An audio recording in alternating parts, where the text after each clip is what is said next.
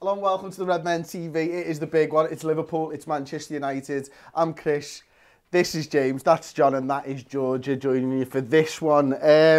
James, we're coming up against Manchester United again, the only team to take points off us in the league this season. Oh, that pisses me off, you know, when you say that. When it's Man United. Like, when it's Man United, out of all the teams, like, say if we even go on and win every game this season, Man United will be that team that has them that just has that point over us, and it's annoying. We need to just go out and smack them this game, to be honest. Do you think that's right? Do you think Jürgen will go out and try and prove a point and try and put a few past them while they're sort of kick them while they're down type of thing, or do you think he'll be pragmatic about it? To be honest, yeah, I think Jürgen doesn't really care about the fact he drew with us. I think Jürgen just cares about the overall success of the club. But so I don't think his mentality will be like, oh, we drew with these last time, so this time we've got to go and smash them. Because Man United didn't have a good game against Norwich the other week or something, beat them 4-0. You know, they're coming in with momentum, you know what I mean? And we've just got to keep a level head and just do what we can to get the 3 points, because that's just the most important thing. It's not about scoring 4 or 5, it's just about keeping the streak going, you know, just getting more and more points, get further away from City, and then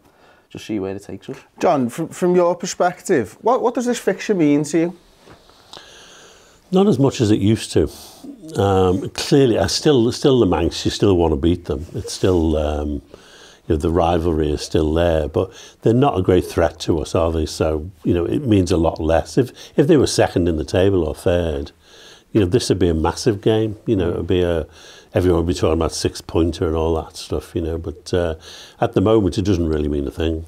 What about, sort of, obviously, it was before my time, you're obviously a Liverpool fan a lot longer. When Liverpool were dominating in the 70s and 80s, was the fixture a big thing? We used to get beat by United all the time.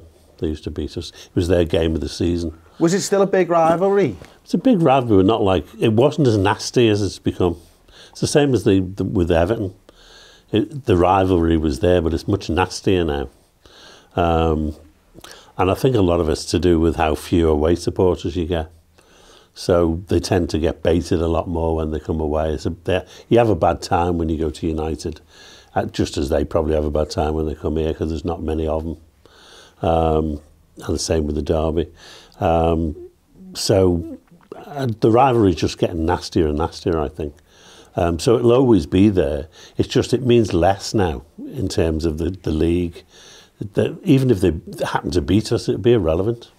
Yeah. So. Yeah. Georgia, obviously Manchester United are coming in this. They're not in great form, are they? I mean, I've got the stats here in front of me. They have, well, they won obviously against Norwich, but they've over the last 6, they drew with Everton, lost against Watford, beat Newcastle, beat Burnley, lost against Arsenal, and beat Norwich. But they also drew with Wolves in the cup and lost to City in that sort of 6-game span as well. I mean, what do you think the main threats of this Manchester United side under Ollie are? I mean, I think the only real threat they've got is Rashford and the young kids at the back. Is it Williams? I mean, they've got some sort of youth coming through there, and it is kind of exciting the way that they're playing, but I don't think United now have the threat that they used to even 2 seasons ago. When you compare to the teams that we used to come up against like Ronaldo and Tevez, and you'd be kind of nervous going into these games. But I generally don't think Man United pose anything that Liverpool haven't dealt with 10 times worse than any of the games we've played, or be that we can't handle. I think we could roll out the side that we played against Everton and give them a good game, because I don't think that there's much there. The only thing that there is the same as we said about the derby. It's a rivalry and people step things up. I think this is, for me, it's more of a rivalry than when we play Everton, because we were such 2 big clubs and there's always lots at stake there. But that's the only fear, I think, is that Man United out of nowhere step their game up massively because it's Liverpool at Anfield. I think that'll always be a threat. But I mean, we've still got the rivalry over how many titles you've won. You know, that's still there, isn't it? So we've still got something to prove. So that's the one thing. Excuse me.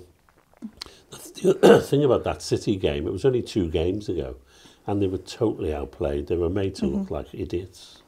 City stepped off the gas in that game as well. Yeah, City really did take them to the cleaners. And that's what I mean. If we played that side that were against City, and that's what I mean when I say we could play the we could play the lads that we played against Everton, and they would give that side a run because they were so out of shape. It was like they just weren't on the same page at all.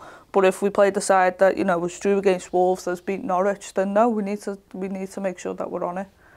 James, I think, you know, it's quite easy to get overconfident at times, and I don't actually see it as overconfidence. I see it just as what's deserved. I think this Liverpool side, you know, has a historic run, a historic start to the Premier League season, if we're still calling it a start, because we're more than halfway into the league now. But Rashford is going to be the danger man, and he's caused those problems before. He's caused Trent problems and stuff like that in the past. Is he someone that, you know, you recognise as a great player, but Liverpool have got enough to deal with?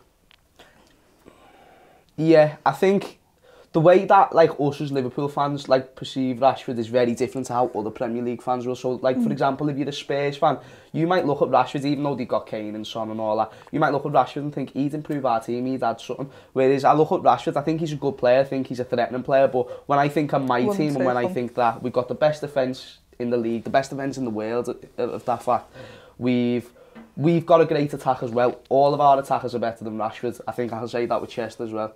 And then when you look at all these aspects and put them together, I can't fear Rashford. Like, if this is Messi, then yeah, you can fear Messi because he's the greatest player. But it's one of them, like, you know what I mean? Rashford he's good, he's not as good as ours. I think as well with Rashford, it depends when he decides to turn up, and it depends on a lot of players around him, because he's not a player that can always, he can in spells, but you look at Mane, for instance, and you think even if, you know, Bobby's having an off game or whoever's in the 10's having an off game, he will make something.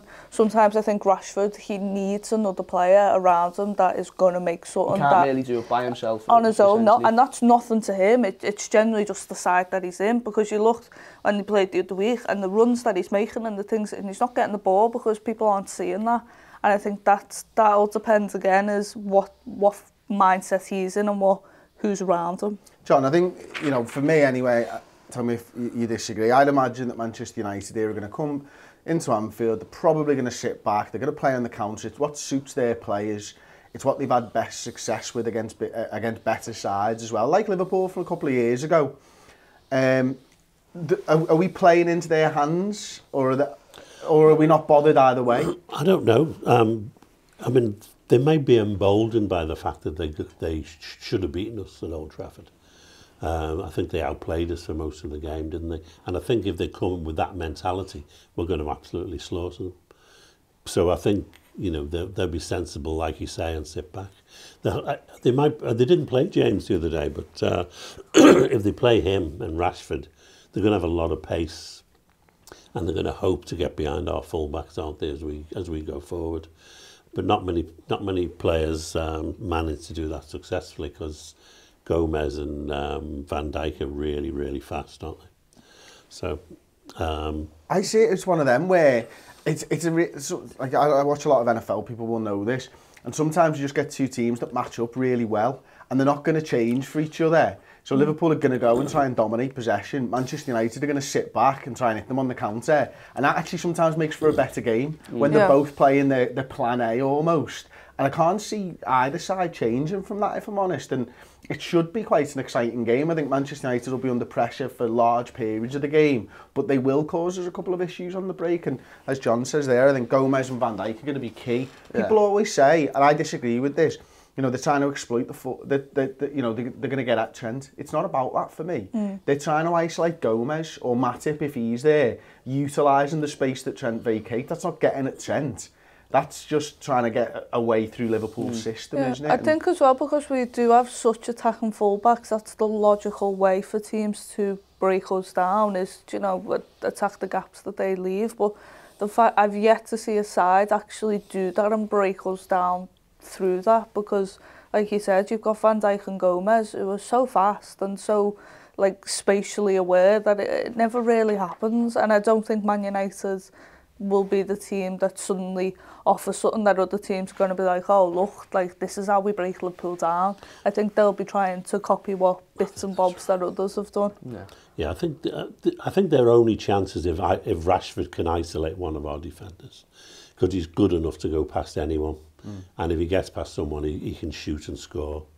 So I think that's the only real danger. And I think if we can, if our centre-backs are on their game, we should be okay. The only team that, I do remember a couple, I think, Napoli have obviously exploited us, and Sheffield United, I think, did really well against us in our away game at their grounds. But the difference there is they played two strikers, and I think it's much easier to isolate the two centre-halves if you've got two lads on them, because you knock the ball into space, one goes into that space, drags Matip out, the other runs to the back post, and then you've got Matip, it was against Sheffield United, I'm thinking of, one-on-one, if he can get round him, he's got loads of time to get a shot off. But against Sheffield United, he wasn't able to get round them, or Alisson or Adrian, I think it might have been, would have made the save and stuff. One of the things I want to discuss before we take a little break and we talk about the preferred 11s and stuff was two, actually.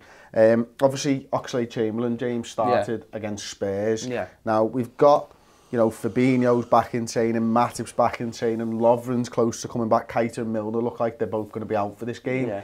Is there any other thing you do in this game, or do you think Ox just starts again? I think Oxlade makes sense. I think, try and get him a run of games, you know what I mean? He plays well whenever he does come in, he puts in a shift, and I think he was sound against Spurs myself. So I wouldn't mind seeing him get another however many minutes, 70 minutes or whatever, and just show us what he can do, sort of thing, because it's a big game. Spurs was a big game probably personally for him, coming from Arsenal and stuff like that. This will be a big game because he plays for Liverpool Football Club, and I'd like to see what he does in it, because even though it might not be what it used to be or whatever, it's still a huge game. It's still a game that I certainly want to win because of the first fixture, where, like you said before, they outclassed us in the 90 minutes. I want us to turn up and show them the Liverpool we've been all season, and I think Oxlade is more than good enough to be one of them threats. Yeah, I think as well, like, you look at the United, like, you've got Matic, who started the last game, whether or not he starts, and Fred. I think Oxlade-Chamberlain, like, every day of the week is outperforming and outclassing them too,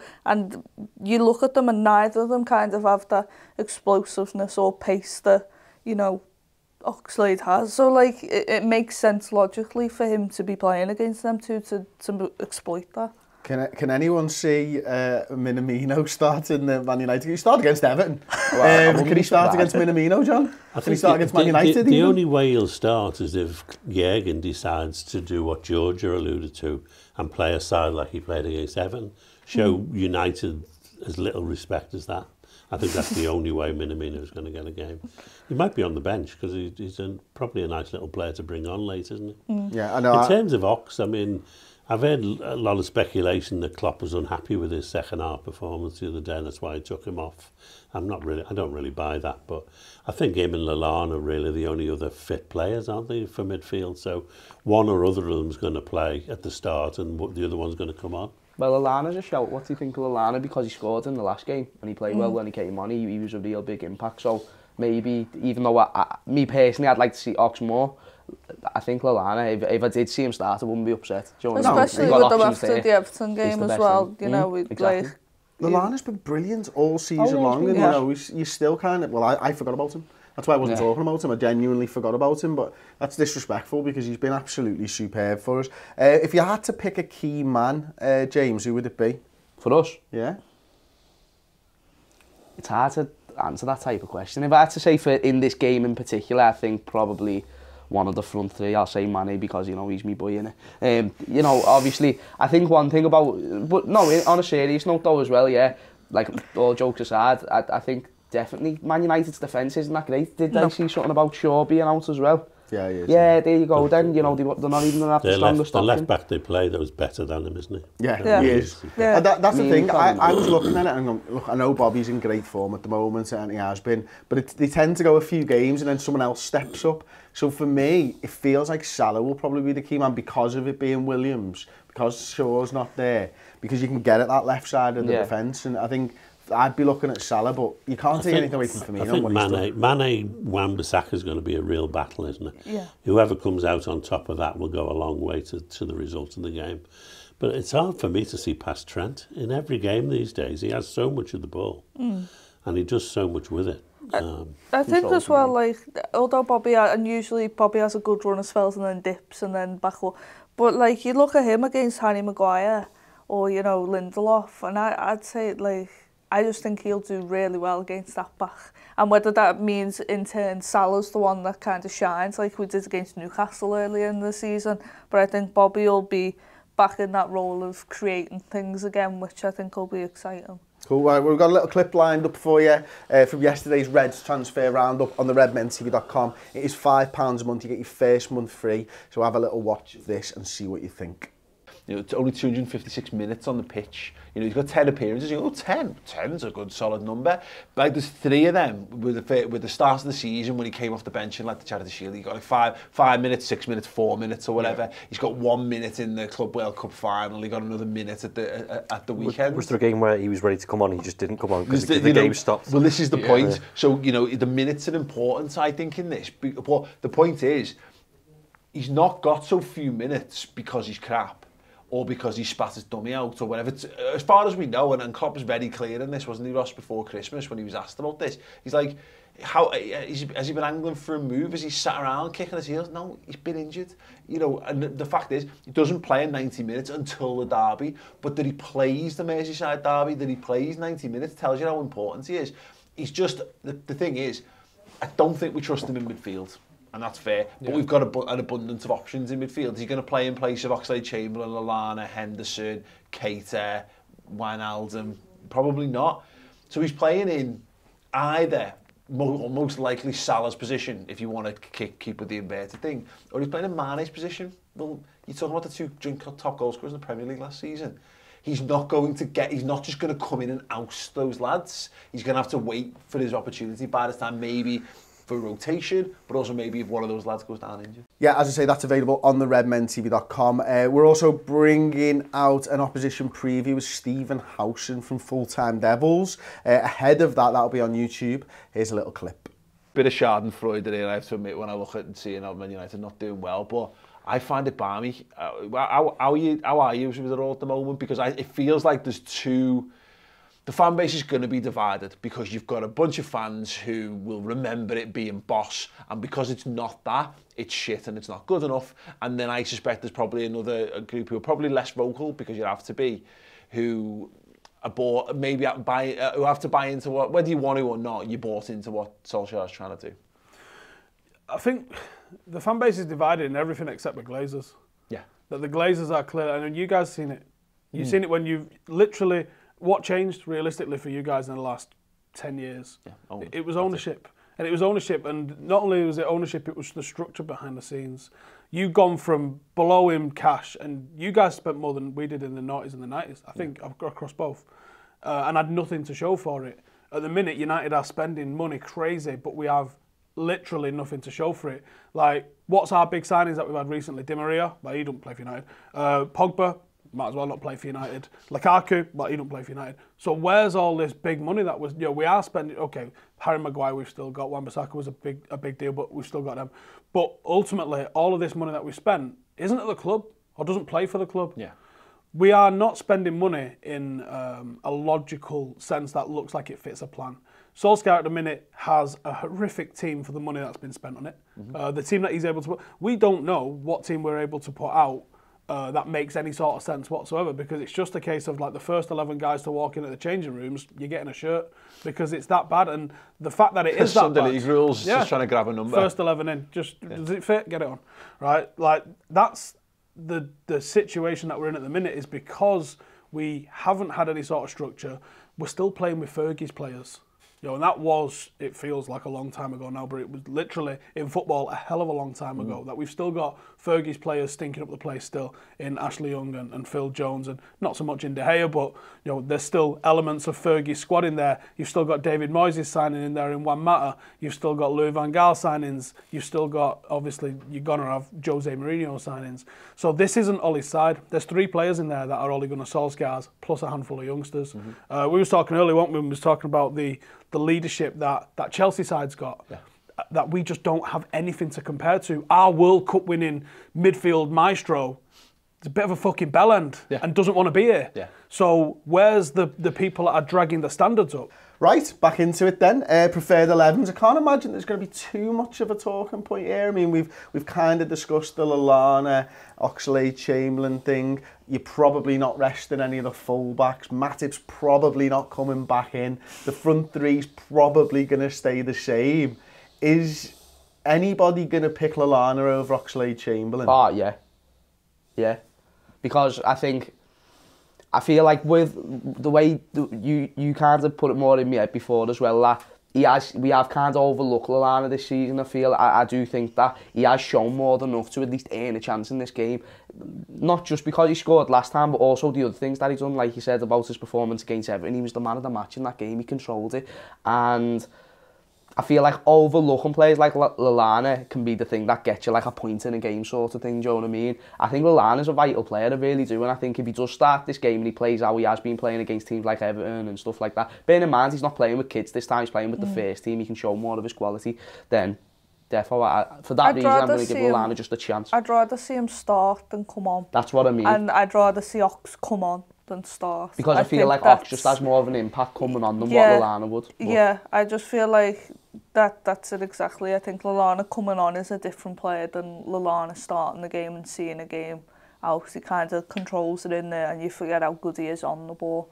I think he would be, if now's the end, more than any time, that he should really get a shout. John? I'm the opposite. I'd rather see Ox start. I like the way he takes up space, and that when he finds space, he generally tends to get a shot away.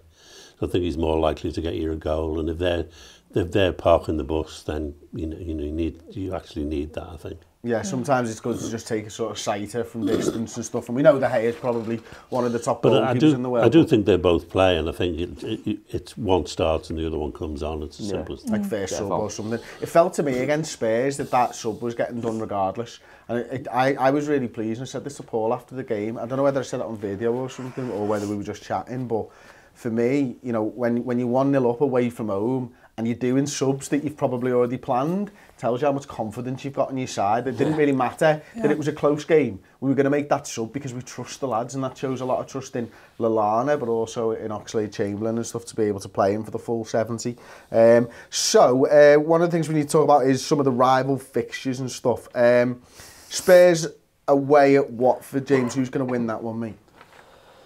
Yeah, it's a tough one, isn't it? Because Watford need points because they're in that bottom three, and then Spurs obviously need points because they're doing crap, but they're in bad form as well, do you know what I mean? So, like, I'm going to go with Watford myself at home as well, home advantage. I think they stay up, and I said this as soon as I saw them play us, I thought they're too good to go down. That's what I mean. And you've seen since they've started to gather points. Since Deeney came back as well, they've kind of shown more. They've got good players, haven't they? They haven't had a manager who can actually make them play properly until now. And they're not in the bottom three anymore, are they? Are they out of it now? Yeah. Don't look past the gap to second very often when I look at the league table, if I'm honest. Pretty much. Okay, it's still massive. Sound, let's move on. Don't need to look at the league table anymore. Arsenal, Sheffield United then, John. Tough game for Arsenal.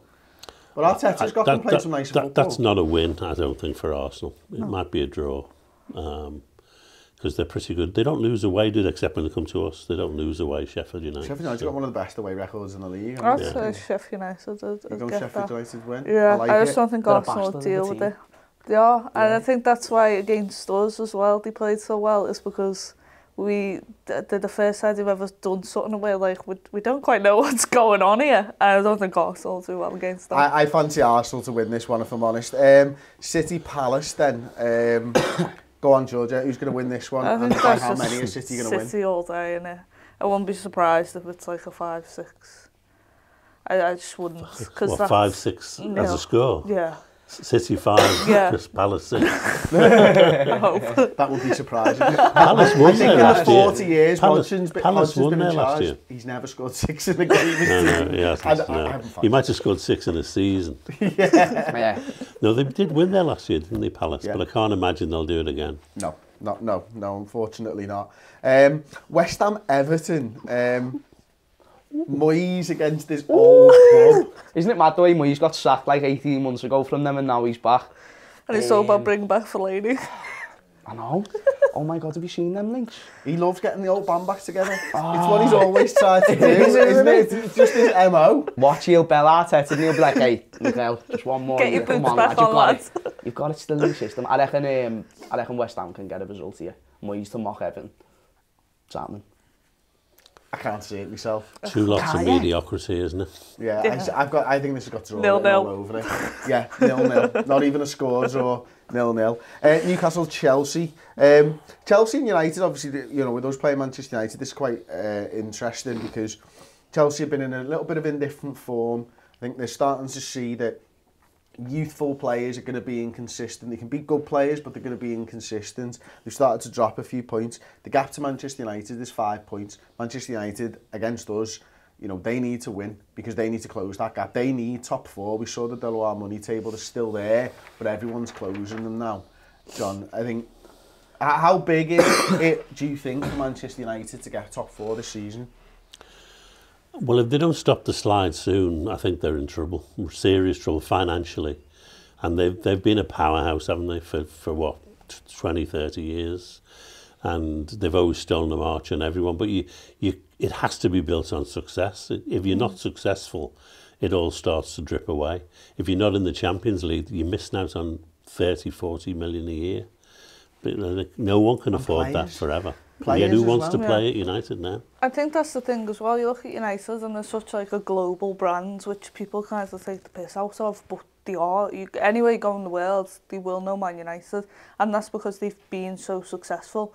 And okay, not winning the Prem for however long, that's okay, but they need to be in Europe at least, because they need to be that team that everybody knows, and nobody's really going to keep knowing them if they're still in Europa League. Arsenal had this, didn't they? I mean, so they kept we had finishing this. 4th, It's exactly. but they were in the Champions League. They were still being able to sign players and stuff. You're exactly right. I think we forget that we had this. I heard people saying after Ferguson had gone and United had a couple of years where they didn't really do much, we won't be like Liverpool. We'll turn it round. Won't be any problem. And I remember that's what we thought after 2 or 3 years of it not being really good, thinking, well, it'll happen any day. It'll happen any day. And suddenly you're 10 years and you haven't won anything, and then it's 15. And that's the problem. That's what we're at. We're at 6 years now for Manchester United. I'd hazard the guess that in the next 4 they're not going to win a league title. I think that's a conservative bet at best. Then you're looking at, well, Solskjaer's 4 years in. Are they going to move on? Do they start something fresh? You look at Arsenal, 15 years since they've won a league title. Crazy. Catching up to us. Absolutely crazy. They're halfway to what we're at now. You and this said is it. the thing. Go on, you carry on, sorry. And this is the thing. So you look at it and you go, it's so easy to just spin. I think Liverpool were probably overconfident in the early 90s because, and think this, and I think Manchester United think this, because we're a big club, we will get back to winning ways. And it doesn't work like that. Landscapes change. The Premier League changed the First Division, and we never caught up. We were never as commercially savvy as Manchester United. Now football has changed again. You know, you have to have athletes, you have to be technical, you have to have all the money in the world at the same time. You have to be playing European football. Right back, new staff, everything. And so can Manchester United catch up? That's the thing about the league though as well. It's no longer, you know, we jokingly say about Palace City, but Palace still may have an upset. You cannot anymore go to a team that's, you know, in the bottom half of the table and think it's an easy game, because the fact is it's a lot tighter than that now. There are no easy games in it. Well, between 6th and like whatever, it's like I swear between like 6th and 12th, it's it's literally like so little points. It's crazy. But like you were saying about, at the top. The thing is though, I mean, you used to win the title with mid 80 points, 85, 88. What did Leicester win it with? 86, yeah. I think nowadays, I mean, it may well happen again, but at the moment it looks like you have to have over 90 points as a minimum to get anywhere near the title. Conversation, yeah. There's something like, I think there was a clip, it was on like a different channel of you and Howson from Full Time Devils, and you were telling him, you were telling him exactly what is happening to Man United right now. You said you just don't see it coming yet though, because you've just won this Europa League, and you think you're doing all right, you think you're getting back to it, but you're actually not. You're actually just, this is just kind of like sort of a static moment in Man United's sort of history, and it's shown right now that they're just going like Gary that. Neville said as well that Ollie's now got, the side that he's inherited is more like the side that Jurgen Klopp started with at Liverpool than it was Pep at City. I think United fans are kind of realising that now, but I think because they saw they had, you know, Pogba and Rashford and De Gea and go, it's like, yeah, but everybody else kind of calls up now. They're kind of, you know, all right. They're not world class anymore. I think I looked back a couple of years ago at the great sides and all the Premier League winning sides, and every single one of them had a fantastic spine. That's the one thing that every great side has had, and you know, from Schmeichel to Pallister and Bruce to Keane or Ince in the centre and a centre forward and Cole or someone like that who's banging in goals. City had it with Company and Silva and Aguero.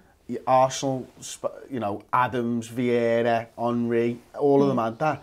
And yet, I think that, funnily enough, is how you get to 85 points. You just need the great spine. To hit the 90s and the 100s, you need 8, 9 world-class players. And that's probably the difference now for me. They used to say you need 3 world-class players to win the title.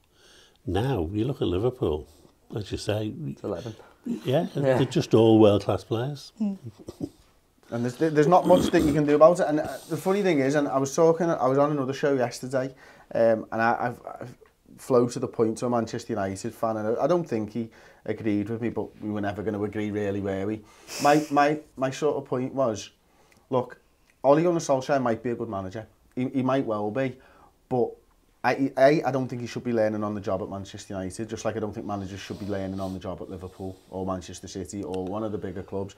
But B, Ole Gunnar Solskjaer might be a really good counter-attacking manager. At some point, if you want to win the league, you have to change that. You cannot win the Premier League by playing like Manchester United, because teams will just sit back, which is what we had 3 years ago, 2 years ago. They just sit back and go, there are going to be days where you can't break them down. We're not going to let you counter-attack us, so then you have to change. You have to do what Guardiola's done. You have to do what Klopp's done. You have to build a side that can win in different ways. And that, for me, is why Ole Gunnar Solskjaer won't be successful at Manchester United, because I don't know whether he can do that. But that's what we said about Liverpool, is, like you said, that was us like 3-4 years ago, is that's why Sheffield United, when we played them, it was the best game, because it was like, yeah, you can sit off and we'll just play this ball, we'll just play it round and we'll break you down. There's no way now Man United could knock a ball about and break a team down. I think they crumble into themselves if you give them that space. So I don't think that there's... the only way to see it is that if somehow Ole could adapt and change, which, like you said, I don't think he's got the experience or the side to do that. I mean, it's sort of skewed thinking that if you bring back an old player and try and get back to the values of the club and all that stuff, everything will work out. And what they seem to be missing is that everything's changed. And it doesn't matter what they were like 10 years ago, because football is now totally different. They need a manager they need a Klopp, basically, who understands what the modern football game today. is. Yeah. And Solskjaer doesn't have I don't think he has the skills. You look at what he's done, you know, at Mulder and Cardiff and stuff. He's not good enough. No. I'm seeing assistant managers doing better jobs than him.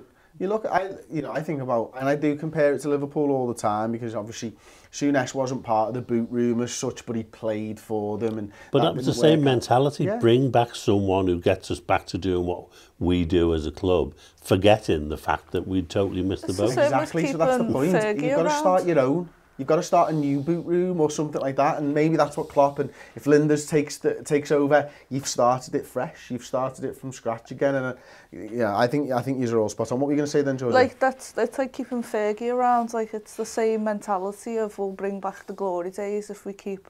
I think with Liverpool we were willing, and although at times we were like, we were willing to take the flak of, you know, oh, Jurgen just runs around and hooks his players, oh, you know, this happens, that happens. We were willing to take that because we were gradually seeing something change within the Liverpool side, and now we're like, well, look, it works.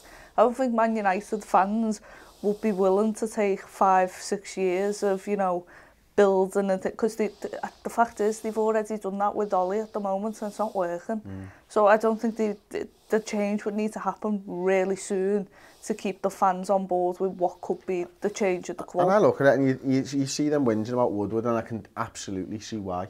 He's got no right to be in the job that he's in, picking players and all that type of stuff. He's a commercial guy, and he's apparently very good at it, and he looks like he's very good at it because they're still making money when they've been crap. But they really need to just go, yeah, Ed, you run the commercial side of the business, we're going to get some football people in to run the football side. And I think actually it's testament to how good Sir Alex Ferguson was, that over nearly 7 or 8 years of that ownership, he was still able to win in spite of it. Because now you're seeing managers who can't win in spite of the ownership. That's what they need. That's like the character he was, and he was so like tough-skinned, and he was with the press and things. He was a brutal character, because when you think what was going on behind the scenes and things like that, he had to be. Do you think he could come back now and do as good as a job? I mean, obviously it's a different team and stuff like that, but from where he started at Man United years back to now, do you think he could come back? Say, if, you know, obviously if God gave him the time on the earth to do it, then you know what I mean. Like if he could have a good whatever years at Man United, do you think he could come back and actually do what he done last time? You know what? I don't know the answer. I think football may have moved on, but I think the one quality that Sir Alex Ferguson probably had better than anybody else is he changed his number 2 all the time. When football changed, his number 2 changed. He had feeling, he had kid, he had that Cabrera or something, the Portuguese fella. Obviously, that's not how you pronounce his name. Steve McLaren. He had Steve McLaren, but he did that. And that's what, look at Spurs and Pochettino, they stopped hearing him. They stopped hearing his coaching methods. That's what Ferguson did. He changed his number 2 and he kept the team on top. So he was just a figurehead at the end. The coaches were different, and that's a humble person to be able to do that when you've had the success. And that's what we've got in Klopp. Yeah. He recognises the role that his coaching staff do for him, and that he can't do it without them. He can shift the team. I think too many managers get the lines crossed between manager and coach, and it's very European now that you see, you know, head coach, assistant coach, like things like, I think Klopp's nailed it because he's a brilliant coach, but he's also a brilliant man manager, and he knows how to manage a group of players. And I think Ferguson did exactly that. He knew how to manage a group of players, he knew his coaching, but at the same time he knew when to hand that over to someone else to say, no, you know best in this circumstance. Whereas I think too many, you know, I think that was maybe part of the problem with Everton. Maybe sometimes I think that's maybe where Pep has gone wrong, and why Arteta was so good in that role, because it was be good to see what's going on at City now. But I think that's you need as a manager. I think you need to be able to manage and also step away from coaching and too involved. The other thing Klopp's done is he's distanced us from the past. Yeah. He keeps telling people there's nothing for us in the past. It's got to be the future. And he's even managed the crowd. The crowd thought they were still the greatest fans in the world and we had the greatest team even though we weren't winning. He told them they weren't. He basically said, you're all rubbish, you're all leaving too early. You don't believe we're going to win games if we concede a goal. And who else would have got away with that? And he's done that. And he's made us better fans. And he's made the club have a new future. You know, it's a whole completely, if you're talking about the boot room, he's so moved us away from that mentality. Brilliant. Yeah, okay. Well, so Chelsea or Newcastle? Newcastle. Oh, so that just came from Chelsea and Newcastle. How did that lead into that? Shows you how much we can't care what's going on in the rest of the league. Why are we talking about Man United for half of that? Oh, because it involves Man United. Yeah, the race for 4th place, it all came from. I think Newcastle have turned the corner, haven't they, a bit, and they started scoring goals, so I think Newcastle. Okay. Chelsea, Nicky. Chelsea for me. Burnley, Leicester, I can see only one winner, and it's Brendan Rodgers' men. And Liverpool United, and I'm going to ask you not only for who is going to be the winner, James, but what is the score going to be? Well, the winner is obviously going to be the mighty Reds Liverpool, and then the score is going to be a nice little cheeky 3-0 in my opinion. 5-0. Oh, say less! That's brilliant. That is marvellous. That is exactly what I want to hear on what day is it? Why have I just done that? I haven't got to watch on. What day is it? I don't know. A glorious Wednesday morning. Wednesday morning. A glory. That is exactly. Oh, I love that. To who? Liverpool reserves. No. Yeah, Liverpool are going to win. We're going to batter them. I think we're just going to come out and annihilate them. Okay. Yeah, 3-0, I think. 3-0. 1-0 Liverpool, late winner. Sorry, you know what? I'll take that as well. Sorry, whatever one it is, I don't whatever care we're as long as talking we about win, here. but it's what it's all about. As long as we don't drop more points to Manchester United, I'll be happy. And Phil Jones on goal. And do you know what? If you're a Man United fan and you're watching this, and you do draw, it's going to be bigger for you than it is for us. We're not going to be asked that much, are we? Like, you know what I mean? It shows how much you've fallen. But anyway, thank you very much for watching. Don't forget to check out the Red Transfer Roundup and the redmentv.com. That free subscription is there. You get about 30 hours of entertainment. Like this video, subscribe to the Redmen TV, and we'll see you next time. Ta-ra.